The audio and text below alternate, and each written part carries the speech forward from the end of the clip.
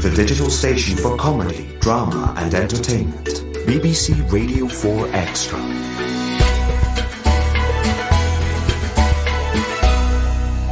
Now, an absurd black comedy thriller by Sebastian Baczkiewicz.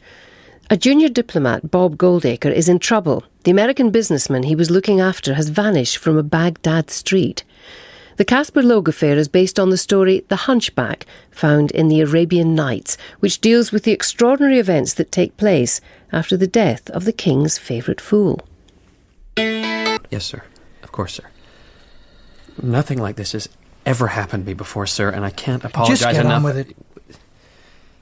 Well, as I described in my report, I had turned to speak to one of the other delegates on the street when Mr. Logue interjected. These other delegates sure look nervous, don't they, Bob? As long as we stay inside of the security personnel in the Humvee, we should be fine, Mr. Logue. Now, if you just bear with me a moment, I have to speak to Mr. Guthrie. To tell you the honest truth, I wasn't quite expecting there to be so many delegates. I thought old Rick Hammond had arranged this little trip just for me. Well, you'd have to speak to Mr. Hammond about that. Oh, I intend to, Bob. I intend to. Now, tell me, that street over there is Alamirat Street, isn't it? Yes, sir, it is, but it's not really on our itinerary. It isn't. I thought Hammond arranged it specifically. Well, as you know, Baghdad's still an extremely volatile city. And either the American and Iraqi governments wants guys like me to assess its potentialities, or it doesn't. I'm sorry, Mr. Logue. I don't know what Mr. Hammond may have said to you, but this really isn't the safest district to investigate. Well, hell, Bob, that's the whole reason I'm out here. Is there a problem over there, Mr. Goldacre? Be with you in just one moment, Mr. Guthrie. Maybe you ought to speak directly to Mr. Hammond when we get back to the embassy in the Green Zone. He'd be much better placed to advise you as to what's happened. You saying you can't make decisions for yourself, Bob? No, I'm saying that would be an unscheduled trip in an unstable district, Mr. Logan. While you're within my zone of responsibility, I need you and all the other delegates to observe the established protocols. Don't you try and tongue-twist me with that Pentagon patois, Bob. You want to get someplace in this world? Then you better start thinking out of the box. Everyone back in the Humvee right now! Mr. Logue! Mr. Logue! I do recognize that this is my responsibility, Mr. Hammond. I do. Is that right? Yes, sir. But I had the other delegates to deal with, and Mr. Logue seemed determined to go off on his own, no matter what. And it was your job to make sure he didn't. Hammond. No, I already told you, Maxine. No calls unless it's urgent. Now tell whoever it is that this office has no comment to make at this time. What? Oh, I see. Okay, put him through. Yes, of course I'll hold. Boy, oh boy. That Casper Logue. I understand that we've closed down the entire Mansour district, sir. Not a problem? No, sir. It's just... Just what? We wouldn't want to make a bad situation worse, would we? Finding Mr. Logue is our first responsibility, over and above all else, including public relations. Just hold on there a second, Bob. Yes, this is Rick Hammond. Hello there, Sergeant. Would you mind saying that again, please? All right. I'm going to come right down and see the suspect right now. And I'm sure I don't need to remind you of the sensitivity of this situation. Is everything all right, sir? My God, Maxine, how many times do I have to... Oh. When does he want to speak with me? Okay, tell the ambassador I'll be right here. That was the ambassador. He's demanding some kind of explanation right now. Which means I'm going to go against my better judgment and trust you with this, Bob. Of course, sir. Anything. Thank you. I need you to go down to holding cell 7Q and interview a gentleman by the name of Waylon Kinderman, head chef of the Happy Pizza. The Happy Pizza? Located 300 yards from this building, smack in the beating heart of the Green Zone. I'm not sure I understand, sir. Mr. Kinderman was arrested tonight for trying to dispose of the body of Casper Logue at 2100 hours. Does that mean Mr. Logue's, Dead. Yes, Bob, Mr. Logue's dead. Dead as your damn career if you mess this interview up. You got yourself one of these, Goldacre? I don't have a gun, sir. No, I didn't think it was Well, allowed. it might not be a bad idea to get yourself one. And it goes without saying I want this Kinderman fella dealt with discreetly. You answer to me, and nobody else. Clear? Clear. Now, get going and don't screw it up. And so, with a full and heavy heart, poor Bob Goldacre trudges wearily along the dust-encrusted corridors to fulfill his unfortunate duty. While, at that very same moment, in a poorly furnished room, in a quiet corner of the Mansour district, in a one-bedroom apartment occupied by Rahim the tailor and his beautiful wife Asira, a woman whose beauty was as dazzling and radiant as the scorching sun, O wise and happy king. This monkey's gone to heaven. This monkey's gone to heaven. What is wrong with you, Rahim? I was listening to that. As was the rest of the neighborhood. We have to stay calm. Azira, staying calm is the most important thing we can do, yes? What about the American patrols on the streets? That's why we have to behave as if everything is normal. Oh, and so you play Pixie records. It's the Pixies. Leave it. What if it's this man, Shep, that Casper talked about? I said leave it. I think we should answer it. No. Yes. Hello? Who is it? He wants to talk to you. Hello? Yes, this is Rahim. Please don't shout, sir. Casper is dead. No, I had no idea. He left here hours ago. Yes, hours. No, he didn't take the item. I don't know why. He left the item with us. Okay. I understand. Was it Shep? Yes. And? And they found Casper's body. So they know he's dead? That's why Shep's coming here. He's coming here? To pick up the statue as soon as he can. And you agreed to that, Rahim? What else was I supposed to do? Listen to me, Azira. While we have the statue, we're safe. While we have the statue, nobody can do a thing to us. Why did you have to bring Casper here? I knew it would go wrong. I just knew it. Oh, God. Azira, don't. You know what they're going to do tonight, don't you? Please. Everything turned upside down. Everybody's screaming, arrests, killings. Oh, what have we done, Rahim? What have we done? I'll fetch you a wet cloth. Oh, we're finished. We're finished. Come on, stupid pipes. Oh, kicking it won't do much good. You want to know the reason Casper Logue came to this house? These pipes! These filthy, stinking pipes are the reason! Ah! Quiet, Rahim. Then don't you dare suggest that I don't get the trouble we're in. But you know as well as I do that Casper's death was not our fault. Wasn't it?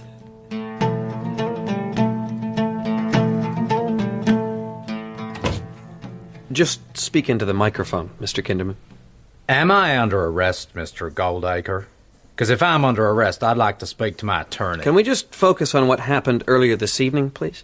And this is just for internal use. You'd be assisting us greatly. So this is like confidential. What exactly were you doing when you came across Mr. Logue? I didn't kill him, if that's what you were implying. Just answer the question, please.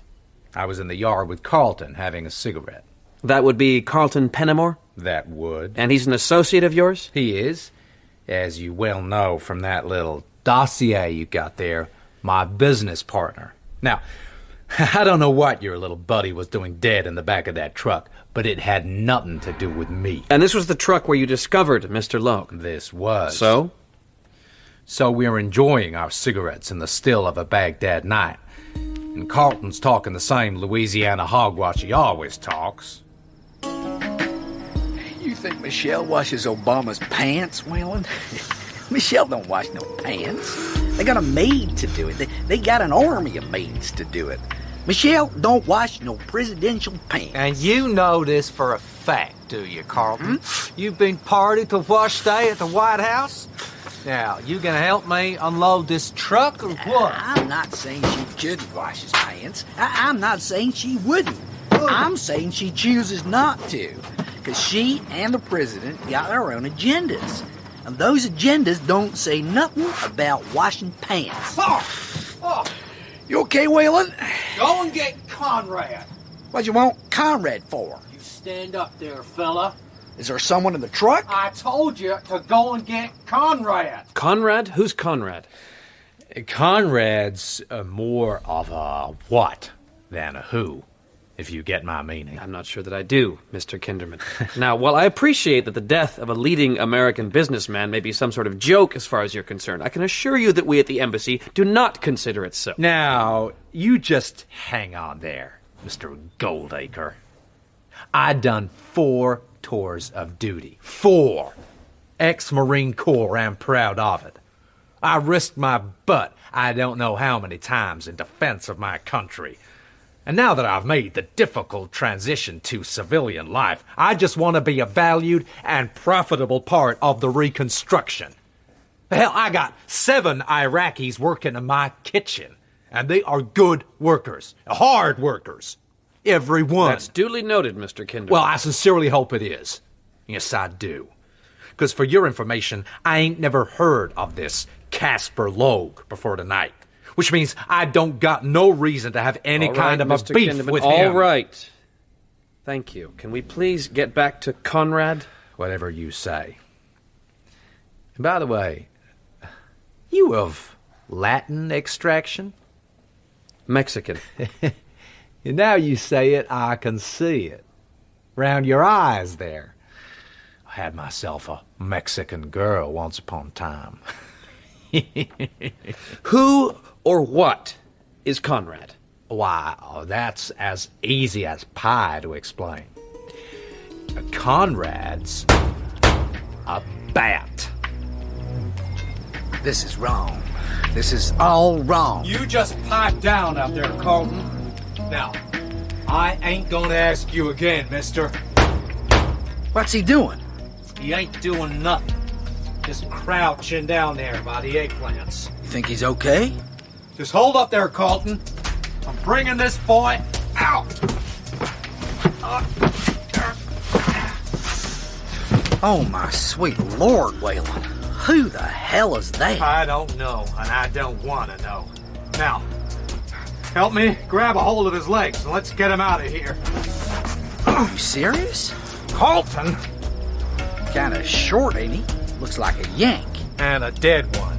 Shouldn't we be alerting the authorities? Just do what I say, will you? Okay, you lift on 3. 1, 2... Kinda heavy, ain't he, for a short guy? Are you telling me that Mr. Logue was already dead? The little guy was dead. That's all I know.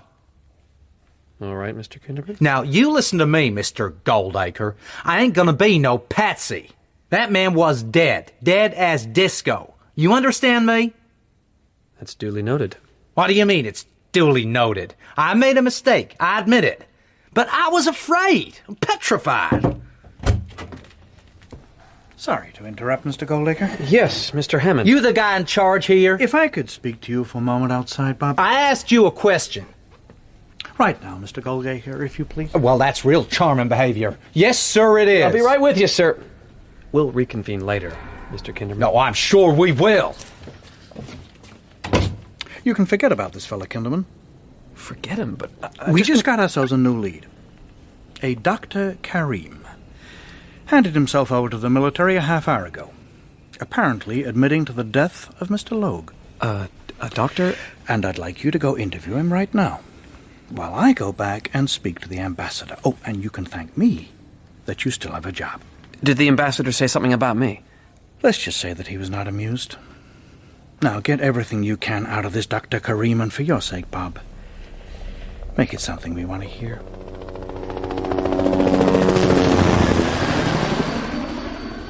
Helicopters now, look, Raheem. Right above the building. Come away from the window, Asira. We can't let this carry on. We have to wait until Shep arrives. Innocent people are going to die tonight, and their blood is going to be on our hands, you and me. And all because of you and that evil statue of yours. If the authorities suspect that we had anything to do with Casper Logue's death, then what do you suppose they're going to do to us? And Dr. Karim? Oh, what about him? I can't worry about Dr. Karim. Shep said to stay still and out of sight, and that's exactly what we're going to do. And the statue? What about it? We should hide it. Are you insane? Think, Rahim, think. What's to stop this Shep from taking the statue and getting rid of us? You're not touching that statue. Where do you think you're going? To warn Dr. You're Karim. not leaving this house, and neither is that statue. Now go watch TV or something. Out of the way. I mean it. I'm sorry, Rahim. I'll ring you when I found Karim. And I'm taking the statue.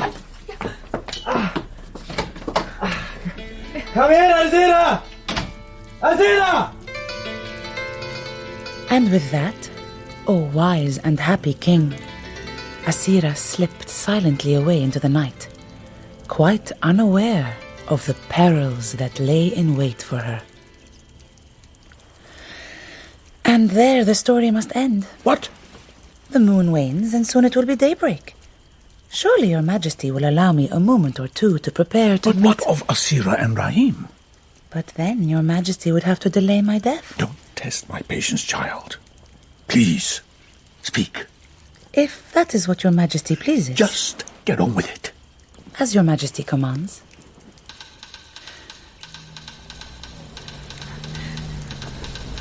And so, with her poor heart pounding, Asira cautiously makes her way out into the fury of a Baghdad night, quickly retracing her earlier footsteps when she and Rahim had cautiously ventured forth with the dead body of Casper Logue wrapped carefully in a rug. They took his body into the street? Yes, Majesty. Then they are the murderers, surely. Not exactly, Majesty. Then what? Your Majesty must be patient. This is a most alarming story. And all will become clear. I most sincerely hope so. For your sake, Shahrazad. A story must take its own time to be told. Then why are you wasting it? Indeed, Majesty. And oh, how tenderly Asira had wrapped poor Casper's body as if he were her own sweet child. And witness now how her poor heart cries out in anguish, not just because of the military patrols cruising the strangely deserted streets, but because of the terrible guilt rising inexorably in her unhappy breast. And now, as the wise, benign and constant moon rises steadily to fill a sky sung with stars, she eventually arrives at poor Dr. Karim's house, and with a gentle knock at the door, she cautiously announces her presence. Dr. Karim, please, answer the door. But there is no reply.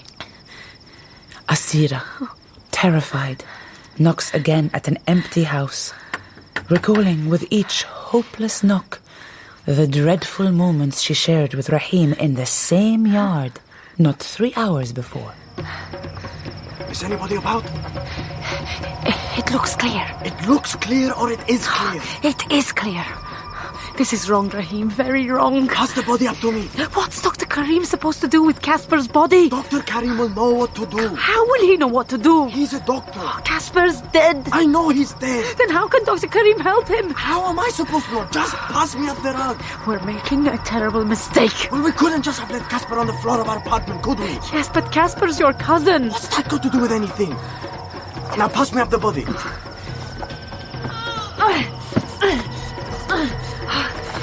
Be quick, Rahim. His legs are falling out of the rug. They won't go in. Then just grab his feet and heave. I got it. I can't get it over the wall. There's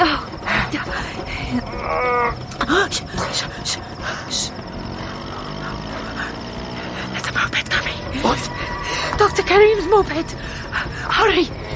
Yeah, my hands got under his belly. He's coming, Rahim. He's over the wall. Let's go. Let's go.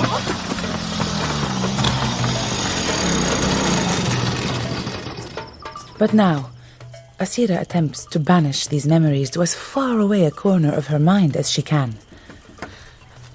Dr. Karim, please answer the door. Yet still there is no answer, and as Asira stands alone in the yard, her mind a hive of anguish as to what may now have happened to poor Dr. Karim.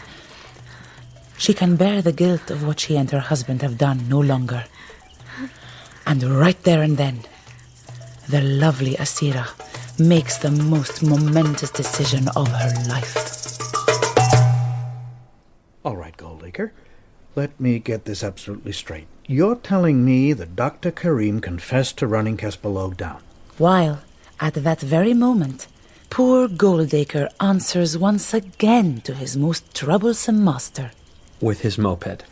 So we're looking at a road accident. Not exactly, sir. Not exactly. Surely that has to be the end of the matter. Usually it would be, Mr. Hammond, sir, except that, according to Dr. Karim, the body was already in his yard when he arrived home. In what way was it in his yard? In an already dead way.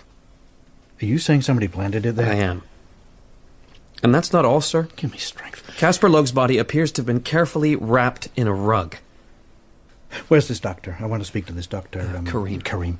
Unfortunately, that's going to be difficult, sir. In what way difficult? Difficult as in impossible, sir. Is this going to disappoint me, Bob? Dr. Karim died in custody an hour ago. He what? Right after giving his statement. He just keeled over. It was nothing to do with us. I do assure you, sir, and I know that you're going to want to blame me, but... You okay, Goldacre? Bob. You see, I've never seen anything like it, sir. A man dying, it's not something I was prepared for, and... Dr. Karim's a man of irreproachable character. I checked. He's just completed a double shift at the Al Yarmouk Hospital, and... What's more, I sincerely believe he had no idea either as to who Mr. Logue was or what he was doing here in Baghdad. Which means, I guess, that somebody must have singled out Dr. Karim's garden, which is it's crazy, don't you think? Completely crazy. You need to take a second here, Bob. Collect your thoughts. Who's to say this Dr. Karim was telling us the truth? Why wouldn't he be? The poor man was confused and completely terrified. Well, it looks to me as if you've got yourself a career-saving solution to all your problems. I think we can run with this road accident thing. You're not being serious. This is Baghdad. Bad things happen all the time. But when a man like Dr. Karim's involved... It's tragic, Bob, truly, and I feel for Dr. Karim. I really do. But surely we're not... We're supposed to be protecting these people, not... You really need to get a hold of yourself here, Bob. As far as I'm concerned, this matter is now closed. Now, if you'll excuse me, I've got a very important appointment I must attend to. No, I'm sorry to say this, sir, but I can't help but feel that Mr. Logue was not being entirely honest with us this morning about his plans, what he intended on doing. I hope you're not intending to besmirch Casper Logue's good name, Bob? Of course not, sir. Then what are you suggesting? All I'm saying is that Dr. Karim's only fault seems to have been blind panic. Explain. It was Dr. Karim who placed Mr. Logue's body in the vegetable truck which Wayland Kinderman unloaded. I see. It was just the guilt of that which propelled him to hand himself in to us. Well, I think we can forget about that part. Forget about it? Sometimes it behoves us to act expediently, Bob. Or are you determined to continue to question the judgment of your superior? No, sir. Now, as I say, I've got an appointment. I'll be out of the office for an hour or two, smoothing things over, which means I need you here to field calls. Well, what do I say if it's the ambassador? You remember where your first loyalty lies, and you speak accordingly. Yes, sir. Glad we're back on the same page, Bob. Think you'd better get that. I'll be back just as soon as... Mr. Hammond's office, Bob Goldacre speaking. Slow down there, Maxie. There's a woman who's handed herself into our custody who says she what? But what, you may wonder, O wise and happy king of Rahim? Look at him there in his tiny apartment, hunched over his rickety table, terrified and alone. Hazira? Oh, yes. Hello, Shep. Yes, the item's still here. No, I won't go anywhere. Where are you, Hazira? All right. Let's go through this again, Asira. Where, indeed? O wise and happy king. Oh, how many times I tell you. So, just to be clear, just to be absolutely clear, you're telling me that you and your husband wrapped Casper Logue's body in a rug and you put it in Dr. Kareem's yard? Yes. And Dr. Kareem was entirely unaware of this? Yes, entirely. Is Dr. Karim all right? Dr. Kareem is dead. Dead?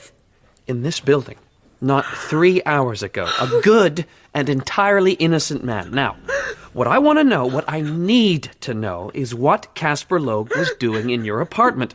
The reason, the exact reason. Asira. There was a statue. Good. What kind of a statue? And now, finally, she tells him everything.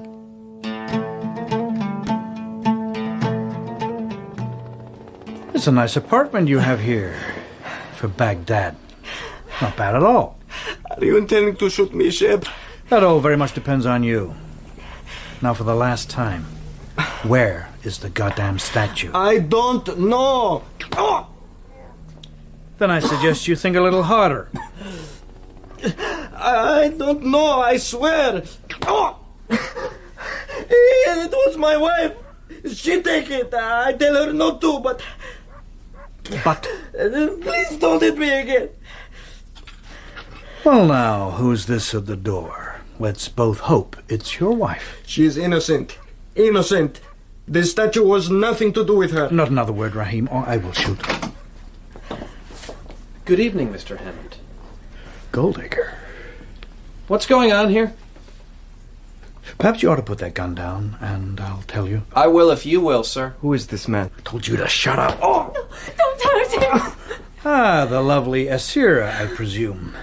Can we get a military detail right here now and arrest these two, Mr. Goldacre? I believe we may have discovered Mr. Logue's assassins. Right now would be good. I don't think I can do that, sir. What did you say? You see, Asira told me a most amazing story tonight. And I think you might be interested to hear it. We'll hear it back at the embassy. Oh, I think it ought to be heard right here. You see, it's kind of sensitive, especially as it concerns this statue here. Where the hell did you get that? That's a scary-looking thing, wouldn't you say, Shep? What did you call me? Asira? Have you taken leave of your senses? Perhaps you'd like to tell Mr. Hammond here exactly what you told me. This is Shep. Now, don't be scared. Just speak. Don't do this, Asira. I won't lie anymore, Rahim. Casper Logue came to this apartment as was planned. Don't you understand? This man will kill us. Nobody's going to be killing anyone. Not while I'm here. Now go on, Asira. Casper Logue came to see... The statue, Rahim. I'd like to see the statue. Immediately, Casper. Is it not a wonder?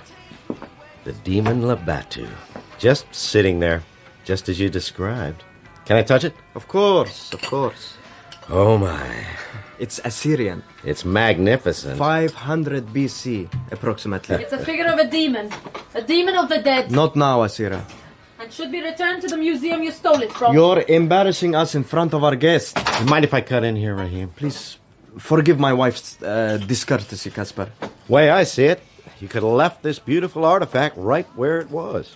But then the chances are some other desperado, lacking in your husband's wherewithal, would have run away with it, and it would now be moldering in some unspeakable basement someplace. Am I right, Rahim? You're absolutely right, Casper. Now, I appreciate that you may have ambiguous feelings about me coming here today, Asira.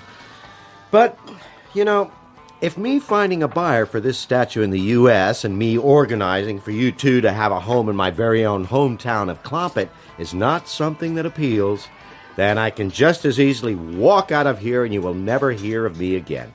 Cousin or no cousin. And if something go wrong? That's the beauty part. Nothing can go wrong. I've got a man, let's call him Shep.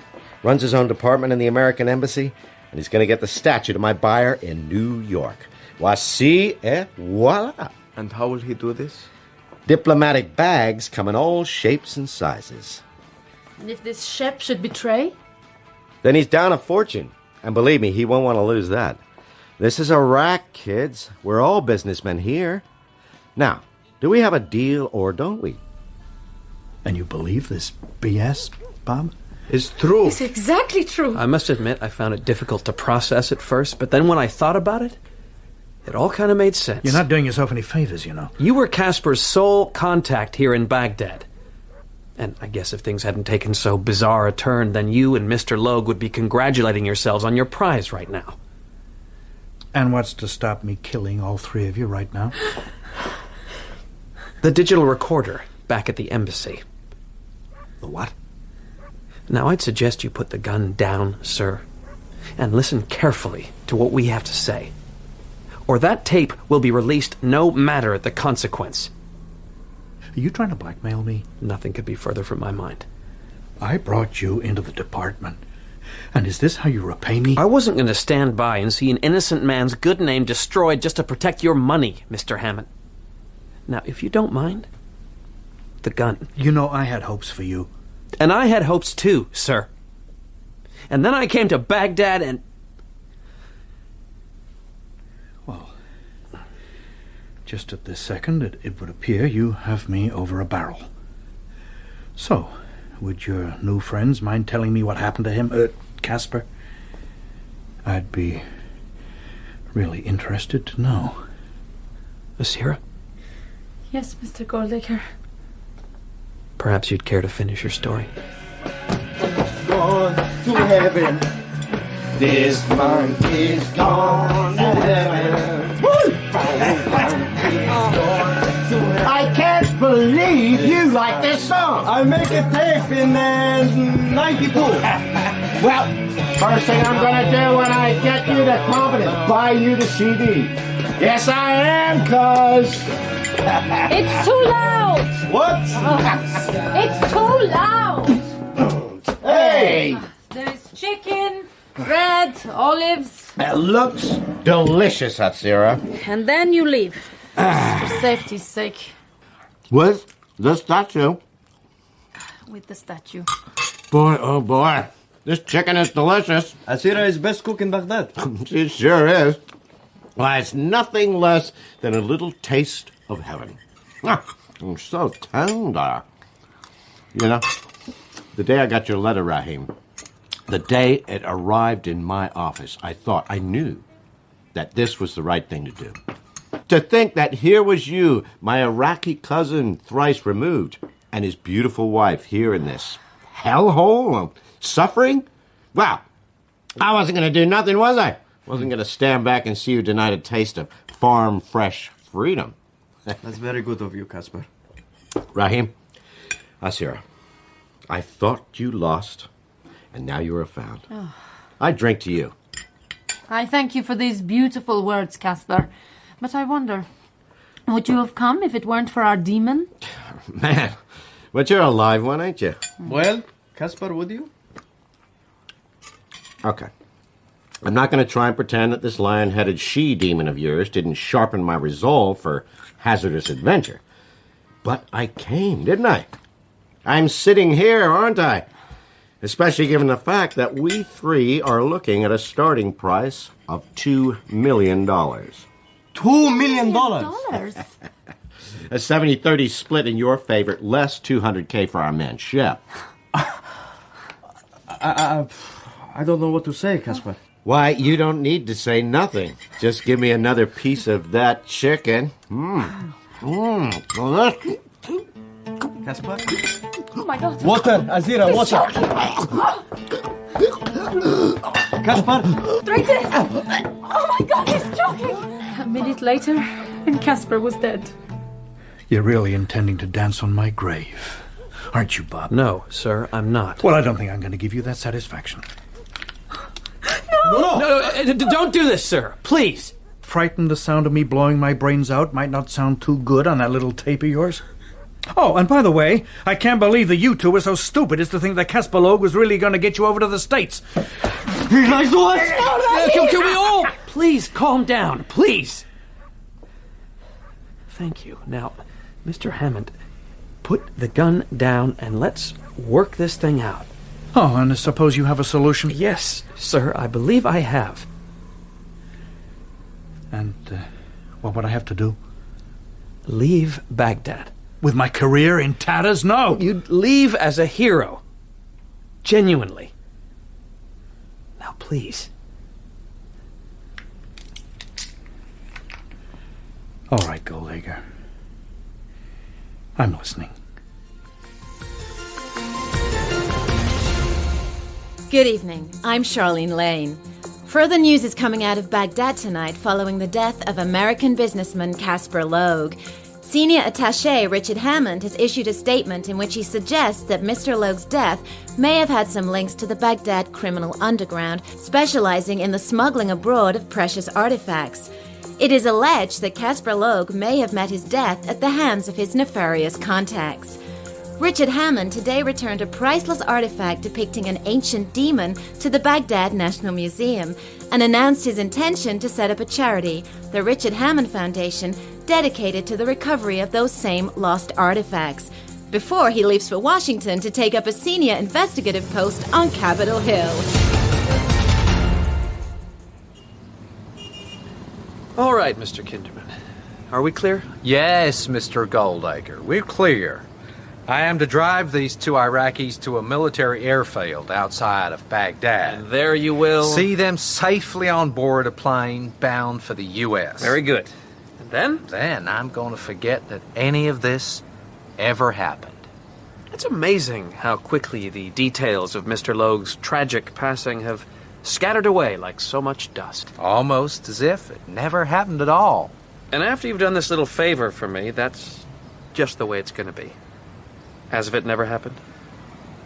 Now, let's get the show on the road, shall we? How could I deny them Mexican eyes? I'll see you on your return. Asira? Yes, Mr. Goldacre? Is Rahim there? I'm here. I take it you have all you need? Passports, visas? Yes. What if Hammond tried to make more trouble for us? As Mr. Hammond is, however, reluctantly bankrolling this whole thing, I don't think he's going to make any waves. You give him tape? I don't think so. Not just yet. I'm sure Mr. Hammond will consider getting you two set up in the States as an investment in his future career. This is Iraq, kids. We're all businessmen here. What will you do now, Mr. Goldacre? Administrate the Richard Hammond Foundation for the next few months, and then... who knows? Goodbye, Mr. Goldacre. You both take care now. On you go, Mr. Kinderman.